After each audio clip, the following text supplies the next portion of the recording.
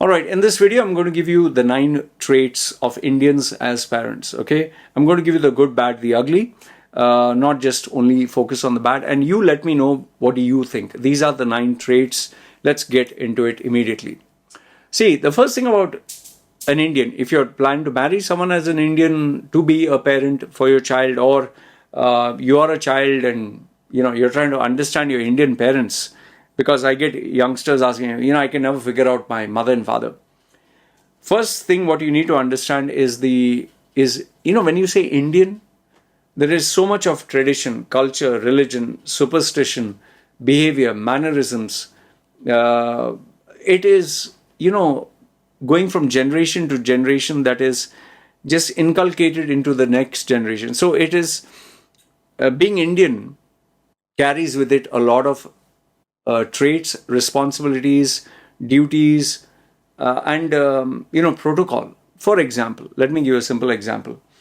In the West, when the child becomes 18, get out of the house or go out of the house, live your own.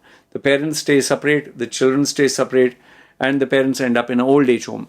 An Indian parent, this is a very common characteristic, they will give their heart, their soul, they will sacrifice, they'll take a 30-year loan, or they will sell off their property which they have had for 30 years just to make sure that the child achieves his or her dream of being a doctor, engineer, whatever. Why? Because they see an extension of themselves in their children. Okay? Now, this is up for debate. What career did they give the child? The modern parents would want the child to be what they want, but in majority of the cases, the child has to follow the beliefs or the lifestyle or the tradition of the parents. Father was a doctor, grandfather was a doctor, you are expected to be a doctor. This one, great-grandparent was an engineer, they become an engineer, he's an engineer, you're an engineer. Or they have a family business. He was a goldsmith, great-grandfather, grandfather was a goldsmith, father is a goldsmith, you are supposed to be a goldsmith. Okay. So this continues.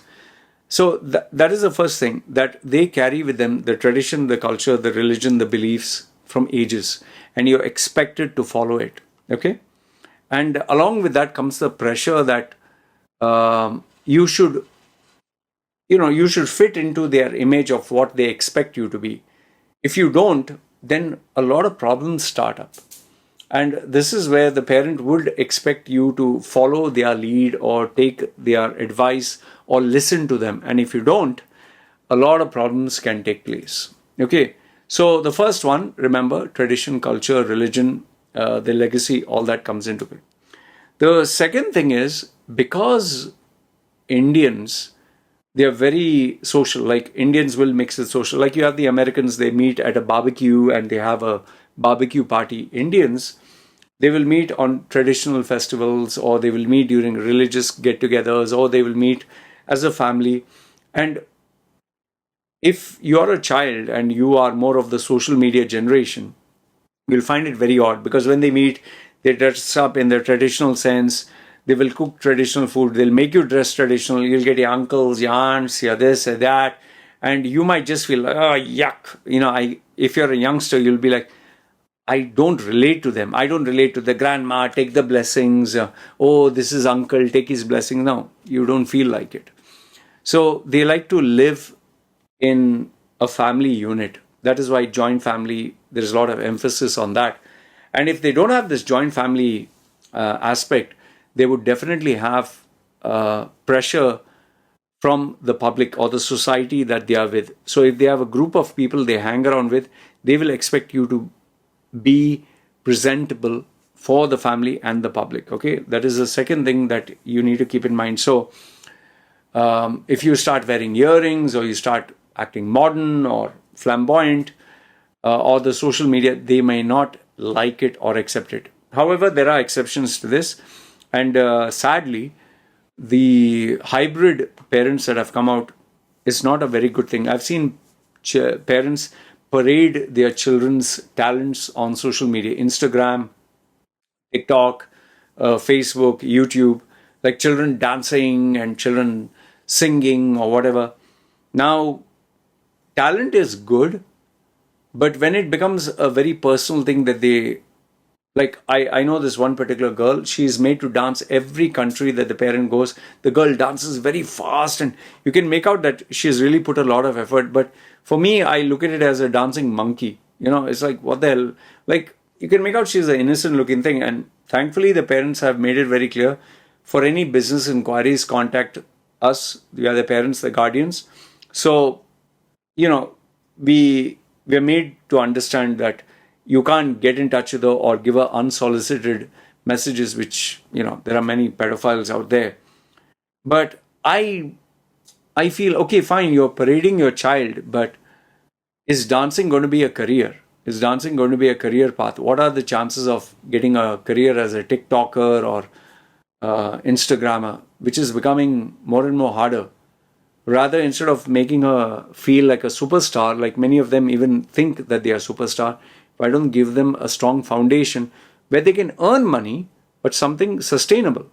Because remember, fame online is fleeting, okay, and it's not fun. It's not like, oh, you're so cool and nice. After some time, especially after you have responsibilities, marriage and children, it changes. Anyway, digressing from the topic. So the first one is tradition, culture, legacy matters. The second one is public image matters. And over there, you will really feel the pressure that you need to comply. That is why when you go to certain parties or events, you have to dress, behave, and act the way the father or mother want. Number three is, like I told you, many parents, they would invest their life savings, they would sell their property, they would sell their assets just to make sure that you achieve whatever the dream you have. But in some cases, they feel that the child is an extension of themselves. Like, if they were a doctor, you should be a doctor. If they were in this particular line of business, you should be in that line of business. And if you comply, it makes them feel proud. If you do what they tell you to do, they feel happy. But if you choose something else, the old-fashioned parents, they take it very personally, and in many cases, they even end up breaking off the relationship, or they put obstacles in your path, which can be very ugly. Another one is, which is the tough part, is marriage. Even when you choose a partner, they would want to get involved. Nowadays, we see many parents don't mind it. They're like, okay, you choose someone that makes you happy, but still they will be involved. And though modern parents don't get involved, the traditional ones, especially the joint family, I don't know, this is a very sad way to put it, but they think a girl is a maid. The girl is married to serve the son, to serve the parents, to serve the family.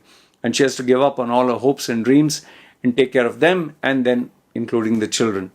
Some women don't mind that, but there are many families that, it ends up being a disaster.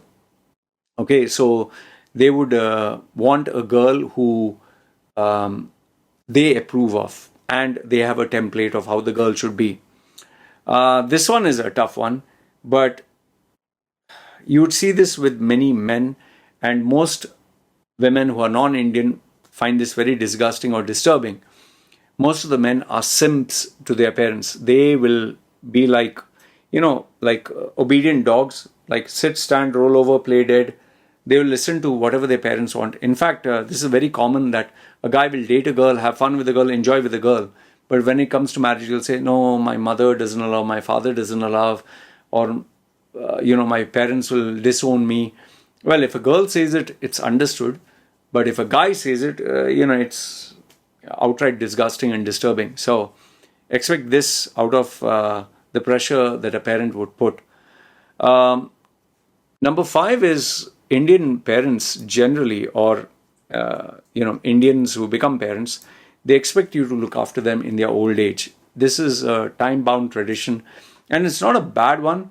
But then, if you're not used to it, or if they're irritating, or they are really overbearing, it can really destroy your peace of mind. And I know quite a number of families that are, especially individuals that are living a nightmare, and it ends up breaking off the marriage. So they do expect you to look after them. Now, if they're polite, if they're nice, if they're loving, if they're sweet, fine. But if they are nagging and shouting and screaming and demanding, It'll destroy your life. Which brings me to my next point is, for some strange reasons, most of the parents, they will always give you the guilt trip. I looked after you for 9 months in my womb. I took care of you. I sweat blood, sweat, and tears. I sacrificed my this, my that for you. And this is how you repay me. So, okay, there is truth in what they're saying. But when they keep using it for every small little thing, it kind of messes up with your head. Okay. And the reason why they do that is because they wish to maintain control. They just don't want to let go of it. And if anyone or anything tries to break that control, it becomes very ugly. And last, if not the least, is sometimes it can be a nightmare.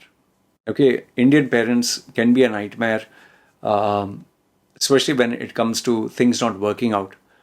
An Indian parent always believes in staying together, being together. So if separation does take place, it can be very ugly, very, very ugly, to the point where some people prefer to stay in the marriage rather than break off. It is that bad. They will do anything from emotional blackmail to nowadays legal, cases. It becomes terrible. It becomes really horrible. So an Indian parent over there can really make your life a mess. Overall, if I were to say it, evaluate your own parents. Have a look at them. Are they modern? Are they conservative? Are they reserved? Did they give you a mature upbringing? It's hard to analyze that, but do you have the skills, the tools, the techniques to survive in today's real world? Or are you always depending on them and you're lost and you look at other people as role models and mentors? And so you need to evaluate this. Okay. And keep one thing in mind. You cannot change someone who has lived 50 years of their life being in a particular way. It's impossible to change them. So your best bet is, take your baggage, take your luggage, take your assets, your liabilities, and move on. I'm not saying break off with them, take care of them, but live your own life. And if you're someone who's planned to involve someone into your life and make them a parent, a partner, just keep in mind there are certain nuances, especially religion or the rules they have for girls, which is different from the rules they have for boys, the expectations they can have. Many of them would want the child to be of their religion, their culture, their tradition, listen to their parents.